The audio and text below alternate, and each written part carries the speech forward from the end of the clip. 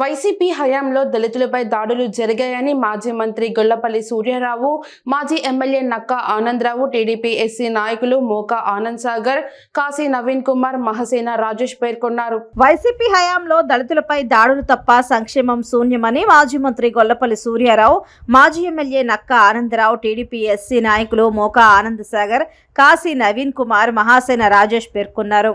కాకినాడ అంబేద్కర్ భవనంలో మహాసేన రాజేష్ ఆధ్వర్యంలో దగాపడ్డ దళితవాడ కార్యక్రమాన్ని నిర్వహించారు. తొలుత అంబేద్కర్ విగ్రహానికి పూలమాల వేసి నివాళులర్పించారు. ఈ సందర్భంగా వారు మాట్లాడారు. వైసీపీ నాయకులు చంపేసిన సుబ్రహ్మణ్యం ఏ కులం అంటే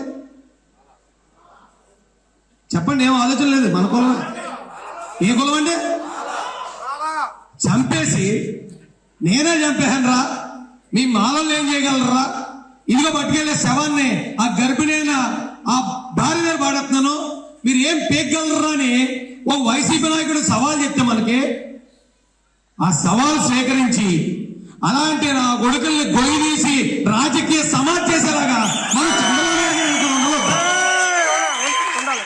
ఆ సవాల్ స్వీకరించే దమ్ము ఈ రాష్ట్రంలో మనకి ఏ మాట్లాడకన్నా ఉందా లేదా? ఉంటే మనం ఏం చేయాలండి? ఆ రోజున ఆ సుబ్రహ్మణ్యం కోసం ఇక్కడ లోకల్ స్థానిక తెలుగుదేశం నాయకులు ఆయన మన మాల కాకపోయినా కానీ వనమాడి కొండబాబు గారు నిలబడి పోరాటం లేదా? అరే తెలుగుదేశం మన వెనకాల ఉన్నారండి. ఇప్పుడు కారంచేలో జరిగింది మన సాటి మాది సోదరుల మీద, అందుకని మనం ఇప్పుడు ఇంకా తెలుగుదేశం పార్టీని శత్రువుగా చూపించాలని అంటున్నారు. మొన్నే కదా ఒక డాక్టర్ చదవాలంటే ఎంత కష్టపడాలి, ఎన్ని కష్ట నష్టాలు వచ్చాలి, అంత కష్టపడి ఆయన లైఫ్ లో ఉన్న లక్ష్యాన్ని చేరుకుని ఆ డాక్టర్ అయ్యాక ఓ మాస్క్ అడిగాడని సినిమాలో కూడా లేదు, పిచ్చోని చేశారు, తప్పుడు మందులు ఎక్కించేశారు. ఆ మందుల గిరాకీ వల్ల ఆయన ఏదేదో మాట్లాడేవాడు. ఆయన వచ్చారా, నేను డాక్టర్ని, నాకు ఇచ్చే టాబ్లెట్ రాంగ్ టాబ్లెట్, ఆ రాంగ్ టాబ్లెట్ అని నాకు తెలుసు, అయినా నాతో మింగించేస్తున్నారు. సార్ ఆలోచించండి, మీరు నేనైతే మింగేస్తాం టాబ్లెట్, తెల్ల టాబ్లెట్ ఎర్ర టాబ్లెట్ ఏది ఎత్తే మనకి, కానీ డాక్టర్కి ఆ టాబ్లెట్ ఏంటి తెలీదా, ఆయనకి ఇచ్చే ట్రీట్మెంట్ ఏంటి తెలీదా? సినిమాల్లో కూడా లేదు. ప్రశ్నించాడనే కారణంతో రాంగ్ టాబ్లెట్ అవి మింగితే ఆయన పిచ్చోడైపోతాడని తెలుసు, అయినా కూడా బలవంతంగా మింగించాడు. ఆ పరిస్థితుల్లో నువ్వు నేను ఉంటే ఒకసారి ఆలోచించండి, ఒక్కసారి ఊహించుకోండి మన పరిస్థితి రాష్ట్రంలో ఎలా ఉందో. ఈ రాజ్యాంగం అని మనం ఎప్పుడు ఊహించలేదు. రాజ్యాంగంలో ప్రొవిజన్స్ ఉన్నాయి, కానీ తెలుగుదేశం పార్టీ అలాంటి గొప్ప అవకాశం ఇచ్చింది మన బాలయోగి గారికి అని మీకు మనం చేస్తాం.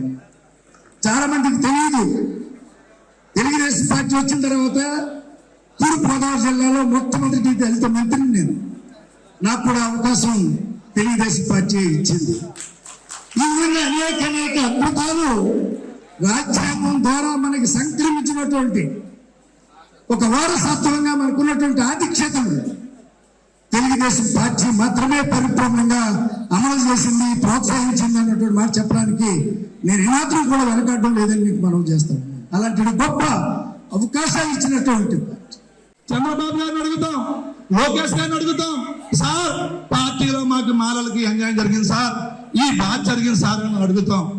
మరి వైసీపీ మాలలో జగన్మోహన్ రెడ్డి కాకినాడలో ఎమ్మెల్సీ ఎవడైతే ఉన్నాడో ఆ ఎమ్మెల్సీ సుబ్రహ్మణ్యం అనే మాల వ్యక్తిని చంపేసి డోర్ డెలివరీ చేస్తే ఆ పార్టీలో ఉన్న మాలు అడగలేకపోతున్నారు.